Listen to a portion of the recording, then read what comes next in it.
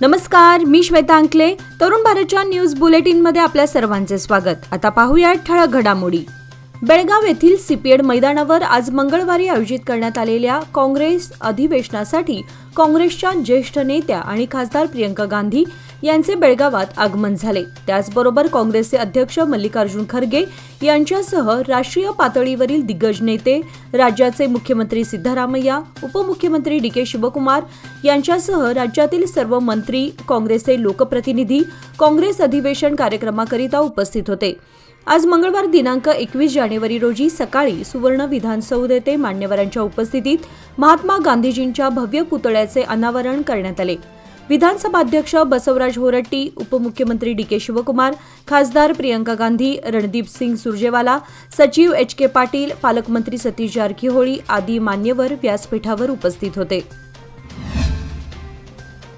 बेळगाव येथील सीपीएड मैदानावर काँग्रेस अधिवेशन अंतर्गत आज जय बापू, जय भीम, जय संविधान या घोषवाक्याखाली राष्ट्रीय अभियानाचा शुभारंभ करण्यात आला. यावेळी बोलताना प्रियंका गांधी म्हणाल्या, देशासाठी राहुल गांधी सत्याची लढाई लढत आहेत. भाजपा सरकारने त्याच्यावर केस घालून वेगवेगळ्या ठिकाणी अनेकदा त्रास देण्याचा प्रयत्न केला तरी देखील ते घाबरणार नाहीत. त्यांची विचारधारा सामान्य, दीन, दलित आणि दुबळ्यांना न्याय मिळवून देण्याची आहे. ज्यावेळी 700 शेतकरी आंदोलनात शहीद झाले त्यावेळी शेतकऱ्यांच्या विरोधातला कायदा माघारी घेतला. अशा सत्ताधाऱ्यांच्या विरोधात संविधानाला वाचवण्यासाठी प्रत्येक सामान्य माणसाने विचार करण्याची गरज आहे. जीवनात संविधानाचा आपल्याशी संबंध काय आहे? राजकीय पक्ष आरोप प्रत्यारोप करत आहेत. अशा गोष्टींकडे दुर्लक्ष करण्यापेक्षा संविधानाकडे सामान्य मानवाच्या जीवनात का गरज आहे याचा सुद्धा विचार करण्याची गरज आहे, असे त्या म्हणाल्या. यावेळी व्यासपीठावर कर्नाटकाचे मुख्यमंत्री सिद्धरामय्या, काँग्रेस अध्यक्ष मल्लिकार्जुन खरगे, काँग्रेस प्रभारी के.सी. वेणुगोपाल, काँग्रेस प्रवक्ते रणदीप सिंग सुरजेवाला, कर्नाटक काँग्रेस अध्यक्ष डी.के. शिवकुमार यांच्यासह मान्यवर उपस्थित होते. Belgaum SPM road, Kapileshwar colony, Shahapur येथील विद्याप्रसारक मंडळाच्या गजाननराव भातकांडे शाळेच्या 55व्या वर्धापन दिनानिमित्त मंगळवार दिनांक 28 जानेवारी 2025 रोजी भव्य शोभायात्रेचे आयोजन करण्यात आले आहे.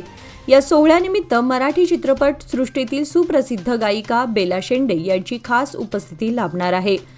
सदर शोभायात्रेला शहरातील धर्मवीर संभाजी चौकापासून सुरुवात होणार असून न्यूक्लियस मॉल, रामलिंग खिंड गल्ली, छत्रपती शिवाजी महाराज उड्डाणपूल मार्गे छत्रपती शिवाजी उद्याना शेजारील महात्मा फुले रोड येथील शिवतीर्थासमोर समाप्त होणार आहे. यानंतर मुख्य कार्यक्रमाला सुरुवात होईल. या दरम्यान शाळेच्या माध्यमिक इयत्तेतील विद्यार्थी आपला सांस्कृतिक कार्यक्रम सादर करतील. या भव्य दिव्य सोहळ्याला उपस्थित राहिलेल्या गायिका बेला शेंडे आपल्या सुमधुर आवाजात उपस्थित श्रोत्यांना मंत्रमुग्ध करणार आहेत. तरी या ऐतिहासिक कार्यक्रमाचे साक्षीदार बनण्यासाठी गजाननराव भातकांडे शाळेचे विद्यार्थी, माजी विद्यार्थी, पालकवर्ग तसेच हितचिंतकांनी या शोभायात्रा तसेच कार्यक्रमासाठी उत्स्फूर्तपणे सहभाग घेऊन शोभा वाढवावी असे आवाहन गजाननराव भातकांडे शाळेचे चेअरमन मिलिंद भातकांडे यांनी केलं आहे.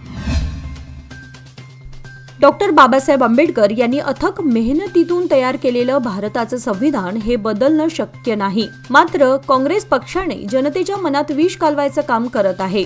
परंतु जनता आता सुज्ञ झाली असून त्याचा परिणाम नुकताच झालेल्या महाराष्ट्र विधानसभा निवडणुकीत स्पष्ट झाला आहे, असे मत भाजपचे राष्ट्रीय वक्ते डॉक्टर गुरुप्रकाश पासवान यांनी व्यक्त केलंय. डॉक्टर बाबासाहेब आंबेडकर यांचे नाव घेण्याचे नैतिक अधिकार काँग्रेसला नाही, असे देखील ते यावेळी म्हणाले. रामदुर्ग तालुक्यात अल्पवयीन मुलीवर बलात्कार करून आरोपीने स्वतः आत्महत्या केल्याची घटना आज मंगळवारी उघडकीस आली. इराप्पा करडी वय 45 असं बलात्कार करून आत्महत्या केलेल्या आरोपीचं नाव आहे. त्याने चॉकलेटचं आमिष दाखवून अल्पवयीन मुलीवर बलात्कार केला. मात्र ही घटना सर्वांना समजणार या भीतीने त्याने आत्महत्या केली असावी असा संशय पोलिसांनी व्यक्त केलाय. आरोपीचा मृतदेह बेळगाव जिल्हा रुग्णालयात पाठवण्यात आला असून रामदुर्ग पोलीस ठाण्यात गुन्हा दाखल करण्यात आलाय. कॉलेजची परीक्षा संपवून घरी जात असताना 17 वर्षीय विद्यार्थिनी ट्रॅक्टरवरून खाली पडली. यात ट्रॅक्टरच्या चाकाखाली सापडल्यानं तिचा जागीच अंत झाला. श्रुतिका इराप्पा रुद्रपुरी वय 17, राहणार हुकेरी, तालुका शिवपुरा असं मृत विद्यार्थिनीचं नाव आहे. ही घटना काल सोमवारी राष्ट्रीय महामार्ग 4 वर घडली. या घटनेने गावामध्ये तणाव निर्माण झाला होता. अधिक माहितीनुसार श्रुतिका ही यमकनमर्डी येथील शासकीय स्वतंत्र पदवीधर महाविद्यालयाची विद्यार्थिनी होती. यमकनमर्डी पोलीस ठाण्यामध्ये गुन्हा दाखल करण्यात आलाय. नवे पाऊल नवा संकल्प लोकमान्य सोसायटी सादर करत आहे लोकमान्य शुभारंभ ठेव योजना, जी देते तुमच्या ठेवीवर आकर्षक व्याज. ज्येष्ठ नागरिकांसाठी 0.5% अधिक व्याज. अधिक माहितीसाठी कॉल करा 1800-212-4050. लोकमान्य, जिथे पैसा वाढतो आणि नातं वृद्धिंगत होतं. माजी राज्यसभा सदस्य प्रभाकर कोरे काँग्रेसमध्ये सामील झाल्याची अटकळ फेटाळून लावताना उपमुख्यमंत्री डी.के. शिवकुमार यांनी कोरे यांच्या घरी नुकतीच दिलेली भेट पूर्णपणे वैयक्तिक होती असं स्पष्ट केलंय. आम्ही प्रभाकर कोरे यांना काँग्रेस पक्षात आमंत्रित केलं नाही आणि ते पक्षात सहभागी होणार नाहीत. ही केवळ मैत्रीपूर्ण भेट होती असे शिवकुमार यांनी प्रसिद्धी माध्यमांशी बोलताना स्पष्ट केले. आपल्या भेटीप्रसंगी उपमुख्यमंत्री डी.के. शिवकुमार यांनी कोरे यांच्या सार्वजनिक सेवेतील योगदानावर प्रकाश टाकला. ते म्हणाले, प्रभाकर कोरे हे आमचे चिरंतन मित्र आणि आदरणीय व्यक्ती आहेत. कोरे यांच्या निवासस्थानी केलेल्या पाहुणचाराबद्दल शिवकुमार यांनी कृतज्ञता व्यक्त केली. मी ज्वारीच्या भाकरीसह अप्रतिम जेवणाचा आनंद लुटला. उपमुख्यमंत्री शिवकुमार यांनी कोरे कुटुंबियांच्या भारताच्या स्वातंत्र्य लढ्यातील योगदानाचंही कौतुक केलं. प्रभाकर कोरे यांच्या कुटुंबाने देशासाठी महत्त्वपूर्ण बलिदान दिलंय. त्यांचे वडील स्वातंत्र्य सैनिक होते, ज्यांनी चळवळीला आर्थिक आणि नैतिक पाठिंबा दिला होता, अशी माहिती त्यांनी दिली. बेळगाव येथील हिंदवाडी नजीकच्या आदर्श विद्या मंदिर शाळेमागे आदर्शनगर हिंदवाडी या रस्त्याच्या बाजूला एक भला मोठा डोंगर दगड अस्तित्वात आहे. या डोंगर दगडामुळे या भागात दुचाकी वाहनांचे किरकोळ अपघात होत असून रात्रीच्या वेळी काही मद्यपी लोक या डोंगर दगडावर बसून परिसरामध्ये गोंधळ निर्माण करतात. डोंगर दगडाच्या शेजारी कोणीही आपली 4चाकी गाडी उभी केली तर इतर 4चाकी वाहनांना तिथून जाणं अवघड होतं. या भागातील रहिवाशांनी यापूर्वीही बेळगाव महानगरपालिकेच्या सार्वजनिक बांधकाम विभागाकडे अनेक तक्रारी केल्या आहेत, परंतु सार्वजनिक बांधकाम विभाग या तक्रारींकडे वारंवार दुर्लक्ष करत आहे. भविष्यात या डोंगर दगडामुळे काही दुर्घटना घडल्यास याला जबाबदार कोण, असे सवाल आदर्शनगर हिंदवाडी येथील रहिवासी सार्वजनिक बांधकाम विभागाला करीत असून लवकरात लवकर भला मोठा दगड येथून हलवावा आणि रस्ता मोकळा करून द्यावा अशी मागणी केली जात आहे. अलीकडे खानापूर शहरात चोरीचं प्रमाण वाढलंय. शहरातील स्टेशन रोड येथील सुळकर मेडिकल, टेकडी बॉन्ड रायटर, विकी फोटोग्राफर व महेश सायबर या 4 दुकानात चोरी झाली आहे. चोरट्यांनी दुकानाचे शटर तोडून दुकानातील जवळपास 50,000 रोख रक्कम, कॅमेरासह इतर वस्तूंवर डल्ला मारलाय.